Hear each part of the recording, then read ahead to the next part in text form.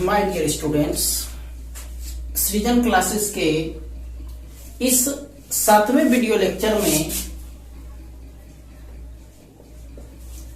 आप सभी का बहुत बहुत स्वागत है। अभी हम लोग द्विघात समीकरण पढ़ रहे हैं। इसमें से हमने लगभग सारे टॉपिक्स पढ़ लिए हैं। अब आपको केवल एक टॉपिक पढ़ना है जिसका नाम है एप्लीकेशन ऑफ क्यूई, यानी द्विघात समीकरण का अनुप्रयोग किस प्रकार होता है उसके बारे में हम इस चैप्टर में पढ़ेंगे। अर्थात आपने द्विघात समीकरण के बहुत सारे रूप पढ़े। इससे पहले कल हम लोग रिडक्शन पढ़ रहे थे, यानी द्विघात समीकरण में किस प्रकार कन्वर्ट किया जाता है उसके बारे में पढ़ा। आज हम लोग द्विघात समीकरण के अनुप्रयोग के बारे में पढ़ेंगे, यानी आपको द्विघात समीकरण के लैंग्वेज प्रॉब्लम के बारे में पढ़ना है। इसमें आपको सवाल एक लैंग्वेज के रूप में दिया रहेगा, लॉन्ग टर्म में दिया रहेगा, उसको किस प्रकार से द्विघात समीकरण में बदल करके बनाना है उसके बारे में हम लोग पढ़ेंगे। ठीक है, तो स्टार्ट करते हैं। द्विघात समीकरण का जो एक चैप्टर है एप्लीकेशन ऑफ क्वाड्रेटिक इक्वेशन, यानी द्विघात समीकरण का अनुप्रयोग।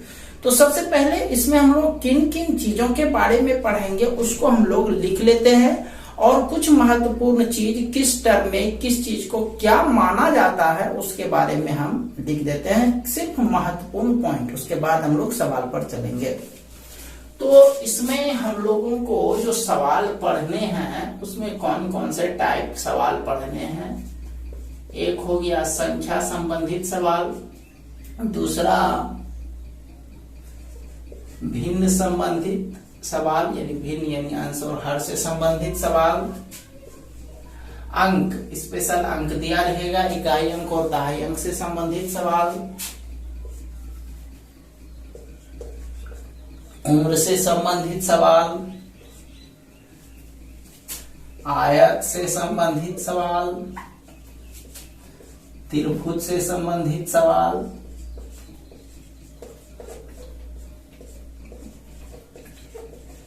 समय दूरी संबंधित सवाल,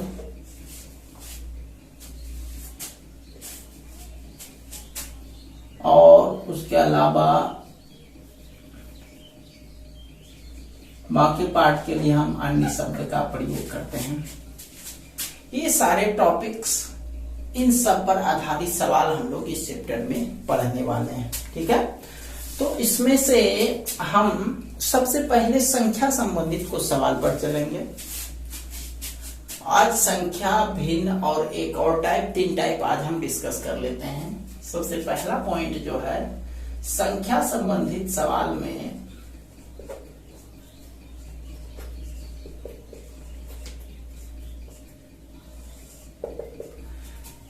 इसमें एक शब्द का प्रयोग किया रहता है क्रमागत या लगातार संख्या। तो इसमें x मानना है, x+1 मानना है, x+2, इस तरह से मानते जाना है। उसके बाद क्रमागत सम या फिर विषम। क्रमागत सम या विषम संख्या के बारे में पूछे तो x, x+2, x+4, इन सब चीजों के बारे में इस तरह से आपको मान करके चलना है। ठीक है, ये 2 चीज इंपॉर्टेंट हैं। अब चलते हैं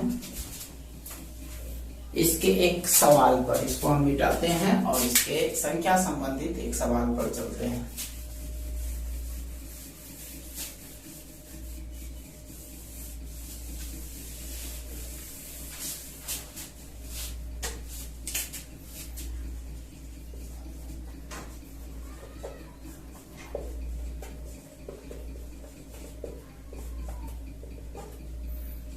पहला क्वेश्चन लिखा जाए, क्वेश्चन साथ साथ लिखा जाए। दो संख्याओं का योग 15 तथा इसका गुणनफल 50 है, तो संख्या ज्ञात करें।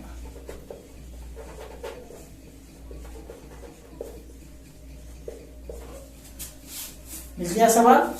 देखो इसको कैसे बनाना है, ध्यान देना। ये तो आप देख रहे हो संख्या लिखा हुआ है, तो आप समझ जाना कि यह संख्या संबंधी सवाल है। ठीक है, क्या संख्या संबंधी सवाल है। तो इसमें दिया गया है दो संख्या का योग। अब पहले ये मान लो, ऐसे समझो कि मान लिया जाए दो भाई के बीच 50 रुपया बांटना है। पहले भाई को 30 रुपया मिला, तो दूसरे भाई को कितना मिलेगा? 50 बांटना है दो भाई के बीच, दो लोग के बीच। पहला भाई को 30 रुपया मिला, तो दूसरा को कितना मिलेगा? आप क्या बताओगे? 20 रुपया। तो ये 20 रुपया कैसे आया? तो ये जो 50 यानी जिसमें टोटल राशि था, उसमें पहला को जितना मिला उसको क्या करते हैं? घटा देते हैं। यानी 50 माइनस 30 बराबर आप 20 कहते हैं। ये 20 इसलिए कहे क्योंकि आप 50 में 30 आसानी से घटा सकते थे। अब यदि 50 माइनस पी रहता या 50 माइनस एम रहता तो कितना लिखते? तो कुछ पता तो नहीं था आपको।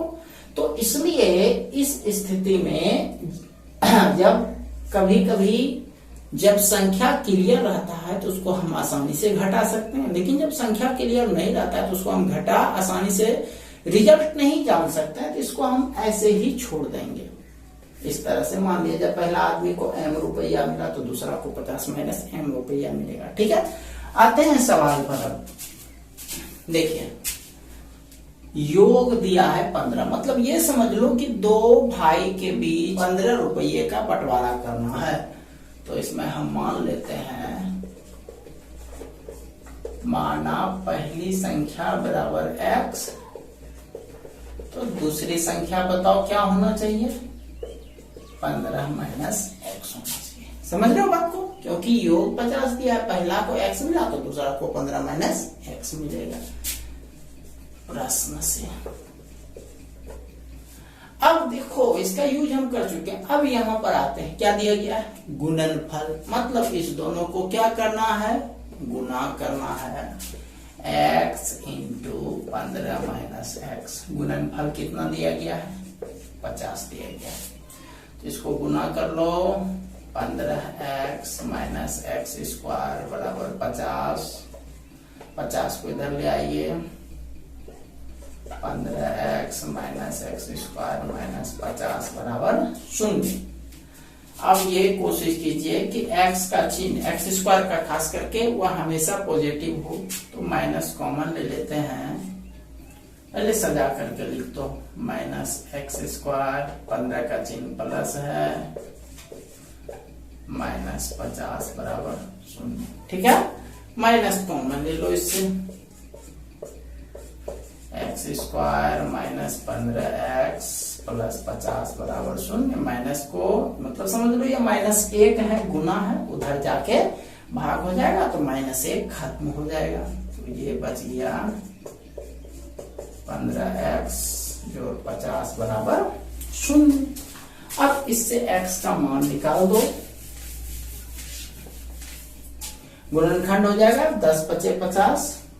यहाँ लिख रहा हूं x square minus 10x minus 5x जो 50 बराबर 0। x कॉमन, 5 कॉमन, ये हो गया x माइनस 10 और x माइनस 5। ये गुणनखंड हम बता चुके हैं पहले, इसलिए हम ज्यादा डिस्कस नहीं कर रहे हैं इस पे।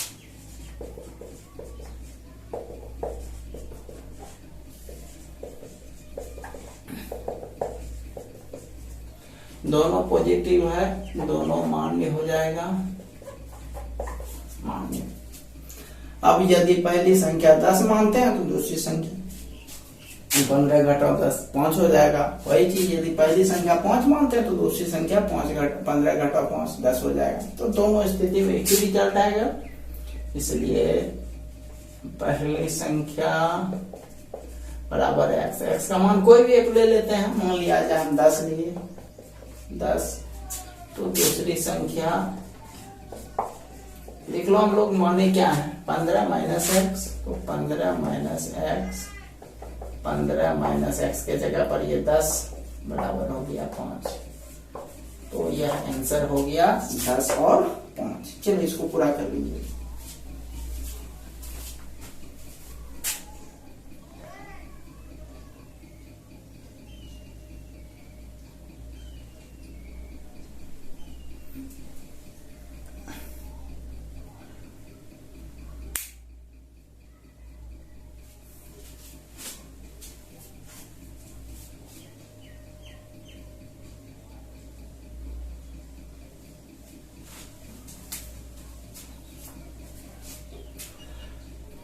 चलिए अगला सवाल पर चलते हैं।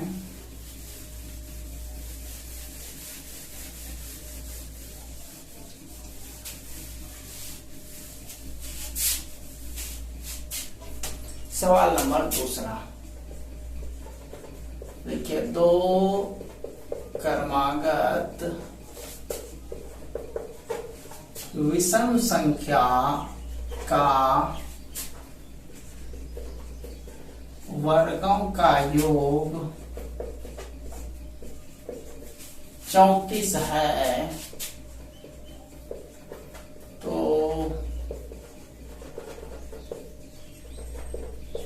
संख्या ज्ञात करें।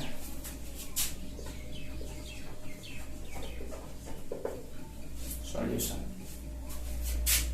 मान लेते हैं क्रमागत विषम संख्या है, 2 है, तो पहली क्रमागत विषम संख्या बराबर x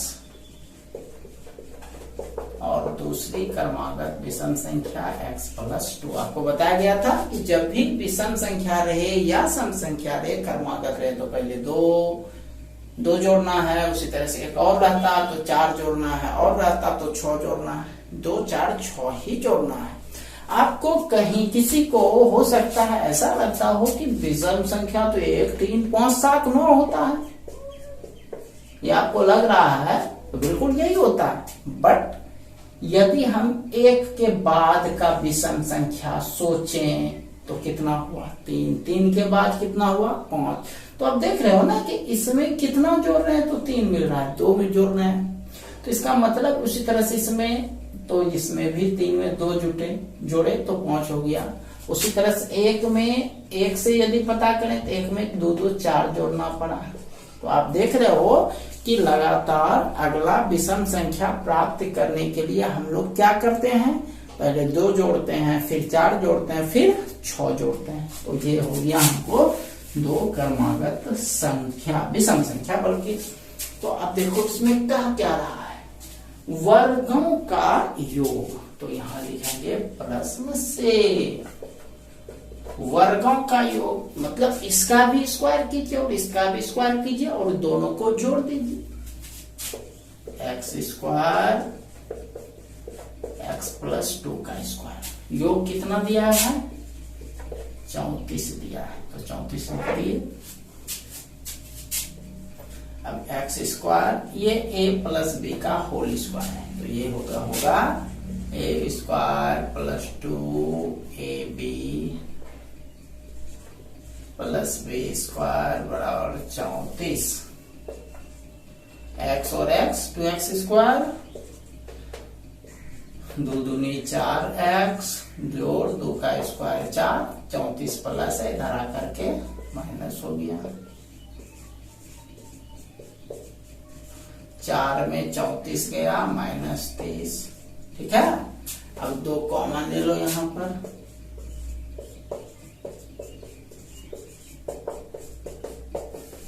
दो उधर भाग हो जाएगा, गुना है तो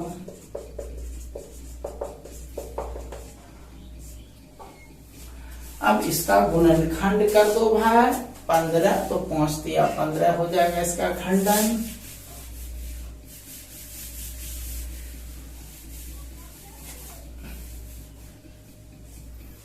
ये हो गया x x square plus 5x minus 3x minus 15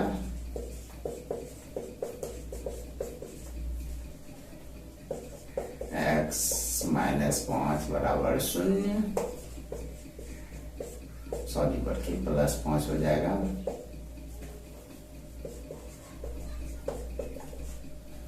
उसको दो पार्ट में बांट दो।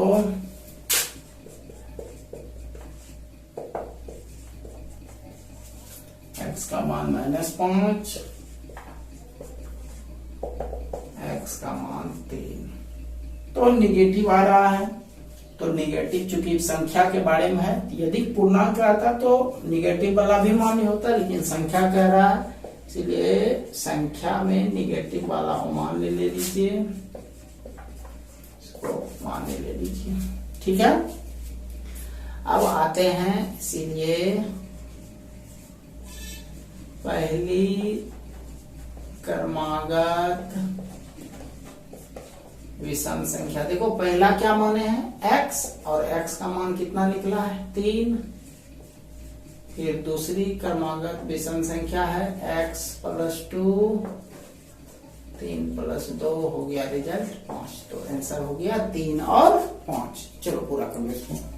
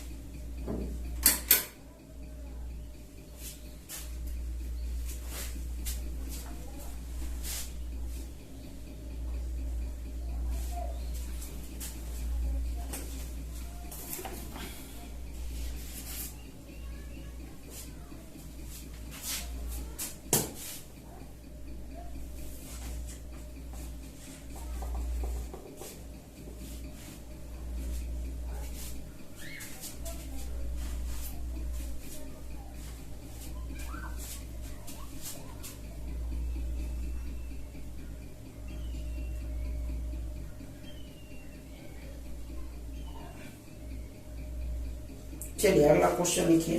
एक भिन्न का हर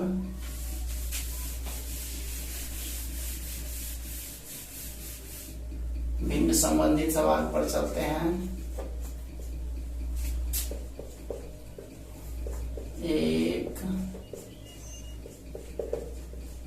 भिन्न का हर उसके अंश से, एक भिन्न का हर उसके अंश से 3 अधिक है, 3 अधिक है यदि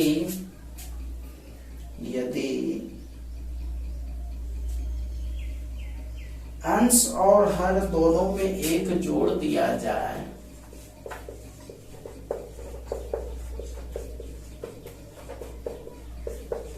दोनों में 1 जोड़ दिया जाए तो नए भिन्न एवं मूल भिन्न का अंतर एवं मूल भिन्न का अंतर 1/24 हो जाता है।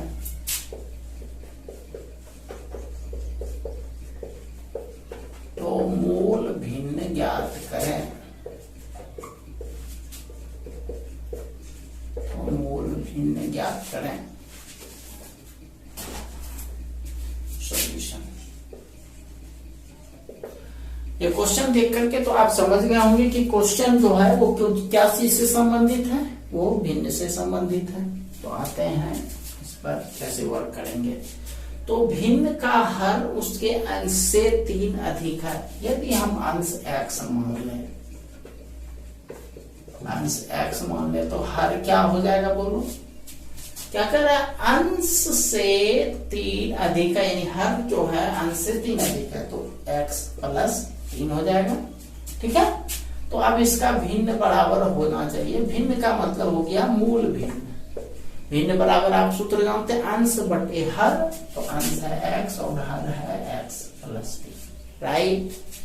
आगे बढ़ते हैं, क्या कहता है, यदि अंश और हर दोनों में एक जोड़ दिया जाए, तो एक जोड़िएगा तो नया भिन्न देखो क्या निकलता है, नया भिन्न। तो अंश है आपका x, उसमें भी एक जोड़ना है। हर है x प्लस 3, उसमें भी एक जोड़ना है। तो ये हो गया x प्लस 1 बटे x प्लस 4। क्लियर है। अब देखो क्या कहता है, यदि ऐसा करते हैं तो नए भिन्न एवं मूल भिन्न का अंतर। तो नया भिन्न आपका ये हो गया, मूल भिन्न ये हो गया। तो प्रश्न से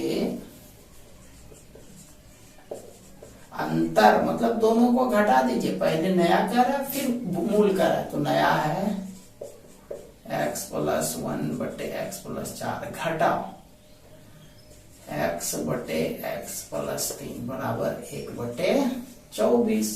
अब आप समझ रहे हो क्या करना है। अब ये समीकरण हो गया, समीकरण वाला आप कल बताया गया आपको। तो आप चाहो तो इसको खुद से बना सकते हो, लेकिन ये बता देता हूं मैं पूरा complete. x plus 4 x plus 3 LCM into, तो ये दोनों और ये दोनों मल्टीप्लाई हो गया, x plus 1 into x plus 3 घटाओ x प्लस 4 से गुना हो जाएगा बराबर 1 बटे 24। ठीक है। अब इसको कैलकुलेट करते हैं। कैलकुलेट करके साइड लिखते हैं इसको।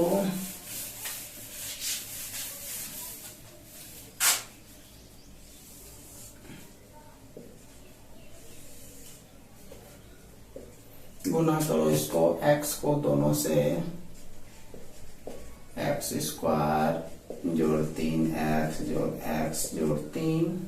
अब इस तरह से इसको minus x square minus 4x, ये हो गया ऊपर वाला पार्ट। नीचे वाला भी x स्क्वायर जोड़ 4x जोड़ 3x जोड़ 12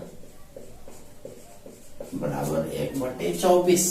देखो कैलकुलेट करते हैं, x स्क्वायर कट गया, और देखो भाई 3 1 4x जोड़ 3 घटाओ 4x, x स्क्वायर जोड़ 7x जोड़ 12 बराबर 1 बटे 24।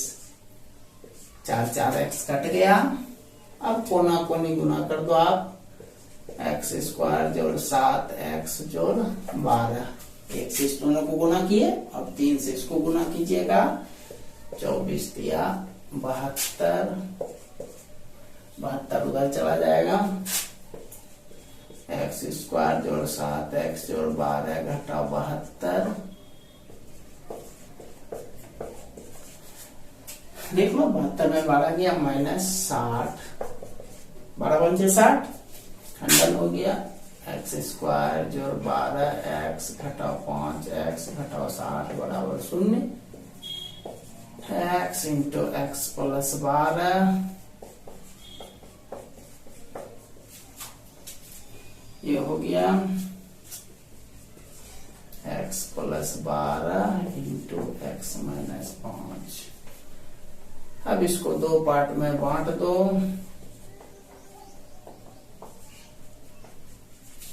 माइनस 12 x बराबर हो गया 5। ठीक है। ये निगेटिव वाले को अमान्य कर दो और पॉजिटिव वाले को मान्य कर दो।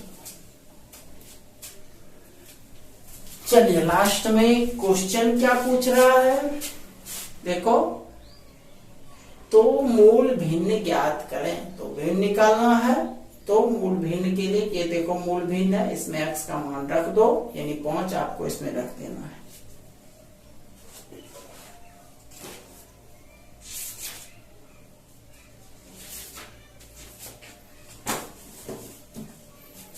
इधर मिटाता हूं, लास्ट में लिखेंगे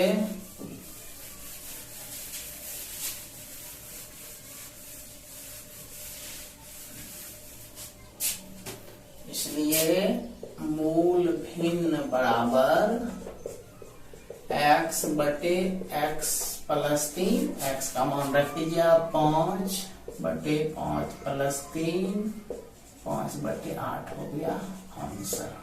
ठीक है, चलिए इसको पूरा कर लीजिए तेजी से।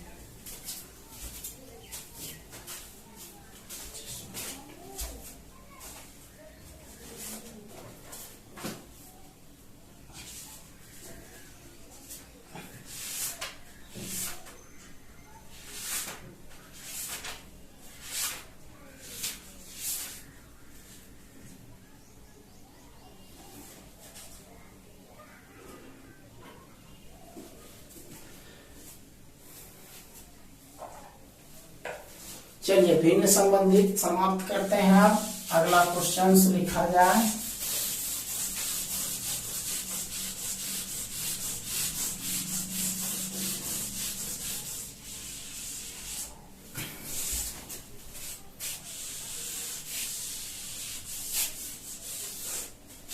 अब एक सवाल चलते हैं उम्र संबंधी।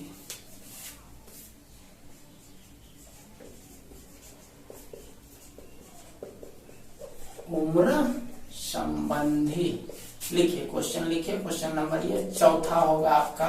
देखिए 3 वर्ष पूर्व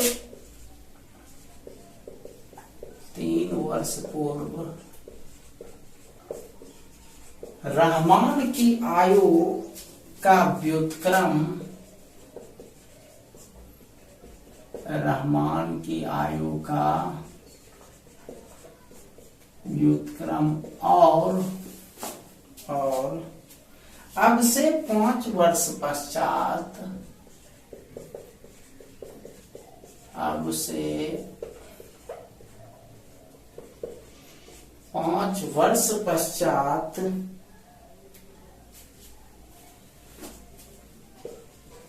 उनकी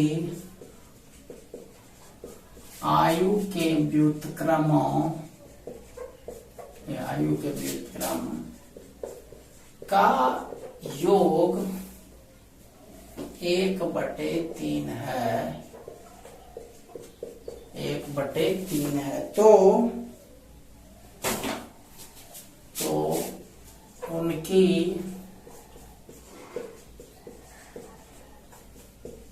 वर्तमान आयु ज्ञात करें, उनकी वर्तमान आयु ज्ञात करें। देखो भाई ये उम्र से संबंधित है। यदि आपका उम्र अभी 15 वर्ष है, यदि पूछे 3 वर्ष पहले आप कितने साल के थे, कितने साल के थे, क्या करेंगे 15 में 3 घटा देंगे। वही चीज यदि पूछे कि आप 8 वर्ष बाद कितने होंगे, तो अभी जितना है यानी 15, उसमें 8 क्या करेंगे जोड़ देंगे, तो 15 8 23 हो गया। मतलब पश्चात यानी बाद जानना है तो जोड़ देना है, और पहले जानना है तो क्या करना है घटा देना है। यहाँ पर देखो भाई एक ही आदमी है रहमान, तो पहले हम मान लेते हैं सॉल्यूशन, माना रहमान की वर्तमान आयु बराबर x वर्ष। ठीक है, अब हम लेते हैं 3 वर्ष पूर्व, 3 वर्ष पूर्व रहमान की आयु यदि पूछे तो सोचो कितना होना चाहिए, 3 घट जाएगा तो ये हो जाएगा x - 3 वर्ष, राइट। अब फिर कितना कह रहा है 5 वर्ष पश्चात, तो 5 वर्ष पश्चात निकालो भाई, तो क्या करेंगे x में 5 को जोड़ देंगे, तो ये हो जाएगा x + 5 वर्ष, है ना, x + 5 वर्ष प्रश्न से। अब देखो क्या कह रहा है, दोनों का 3 वर्ष पूर्व और 5 वर्ष पश्चात तो निकाल दिए, लेकिन देखो क्वेश्चन में क्या कर रहा है कि 3 वर्ष पूर्व आयु का व्युत्क्रम और 5 वर्ष पश्चात आयु का व्युत्क्रम का योग, यानी दोनों का व्युत्क्रम निकाल करके दोनों को जोड़ देना है। व्युत्क्रम कोई बड़ा शब्द नहीं है, जिसका मतलब होता है उलट देना। जैसे 3 का व्युत्क्रम पूछेगा तो इसके नीचे कितना है 1, तो इसका व्युत्क्रम 1/3। जैसे 7/3 का व्युत्क्रम पूछेगा तो 3/7। x का व्युत्क्रम पूछेगा तो 1/x, क्योंकि इसके नीचे 1 है। जस्ट लाइक यहाँ पर इसका और इसका दोनों का व्युत्क्रम पूछ रहा है, तो ये हो जाएगा 1/x - 3 और 1/x + 5। इसका योग कितना है? योग देखो 1/3, 1/3। अब एलसीएम लो भाई, x - 3 x + 5, तो x + 5 x - 3 = 1/3। दिस इंप्लाइज ये हो गया 2x, 5 में 3 गया 2, इसको गुना कर दीजिए। x² जोड़ 5 x घटाओ 3x घटाओ 15 = 1/3। इसको अब इस साइड हम कैलकुलेट कर रहे हैं, द्विघात समीकरण के रूप में ला रहे हैं। एक बार कैलकुलेट करने में लगाते हैं। 2x + 2 divided by x² + 2x - 15 = 1/3। Cross multiplication कर लीजिए। x² जोड़ 2x - 15 3 दूनी 6x जोड़ 6, दोनों को उधर घटा दीजिए। x² जोड़ 2x - 15 -6x - 6 बराबर 0। अब इसको भाई कैलकुलेट करो। x² 2 में 6 गया -4x 15 6 21, खंडन करो। 7 या 21, 7 में 3 गया 4, तो 7 और 3 हो जाएगा। x² - 7x + 3x - 21 = 0। x common x - 7, 3 common x - 7, ठीक है। अब x - 7 दोनों में मिल रहा है, x + 3, ठीक। इसको 2 पार्ट में बांट दीजिए। x - 7 = 0, x = 7, x + 3 = 0, x = -3। तो एक रिजल्ट 7 और एक रिजल्ट -3। अब आप ये तो जानते हो कि किसी भी मनुष्य का उम्र निगेटिव में भी तो नहीं होगा। जैसे आपका उम्र 6 साल है, 6 वर्ष है, तो आप क्या बोलोगे? -6 साल के हम, ऐसा नहीं होगा। तो इसका मतलब है ये निगेटिव वाला रिजल्ट अमान्य हो जाएगा और पॉजिटिव वाला रिजल्ट मान्य होगा। क्लियर है? चलो अब लास्ट में लिख दो जो पूछ रहा है। देखो क्या कर रहा है, उनकी वर्तमान आयु ज्ञात करें, तो वर्तमान आयु यही है x, तो अंत में लिखेंगे इसलिए रहमान की वर्तमान आयु बराबर x का मान कितना? 7, मानने वाला लिखना है 7 वर्ष आंसर। चलिए पूरा कर लीजिए इसको।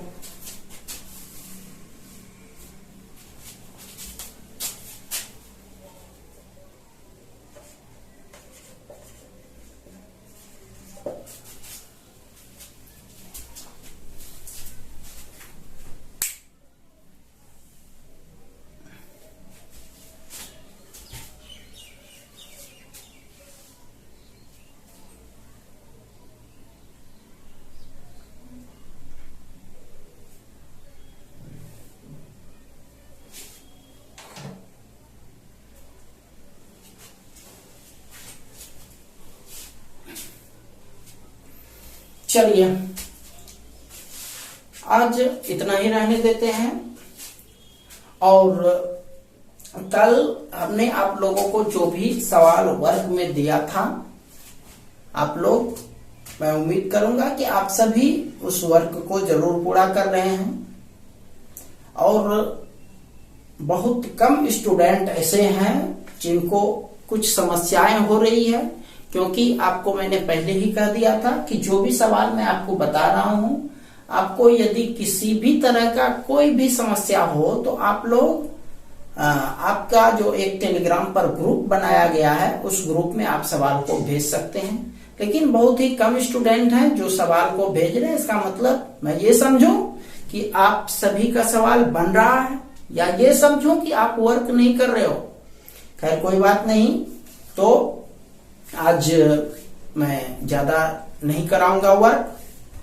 आज हमने 3 चीजों पर संबंधित सवाल बताया आपको, संख्या से संबंधित, भिन्न से संबंधित और उम्र से संबंधित। अब आपके पास जो भी टेक्स्ट बुक है, उन टेक्स्ट बुक से आप इस 3 संबंधित, उम्र संबंधित, संख्या संबंधित और भिन्न संबंधित, इन सारे सवाल को आप लोग खुद से बना लेंगे। ठीक है, अब हम लोग अगले क्लास में जो है और जो भी बाकी आपको दिया गया है उस पर हम लोग डिस्कस करेंगे। ठीक है, तब तक के लिए आपका बहुत बहुत धन्यवाद। मिलते हैं हम लोग मंडे को एक नए क्लास के साथ। तो आप लोग जितना भी वर्क अभी तक जो भी वीडियो लेक्चर नहीं देख पाए हैं, जो भी स्टूडेंट या जो भी हमारे चैनल से नहीं जुड़ पाए हैं, वे सारे स्टूडेंट जितना जल्दी हो सके जुड़ जाएं और जो भी वर्क आप लोगों को दिया जा रहा है उसको पूरा करें। ठीक है, तो मिलते हैं हम लोग मंडे को एक नए वीडियो लेक्चर के साथ। तब तक के लिए आप सभी का बहुत बहुत धन्यवाद।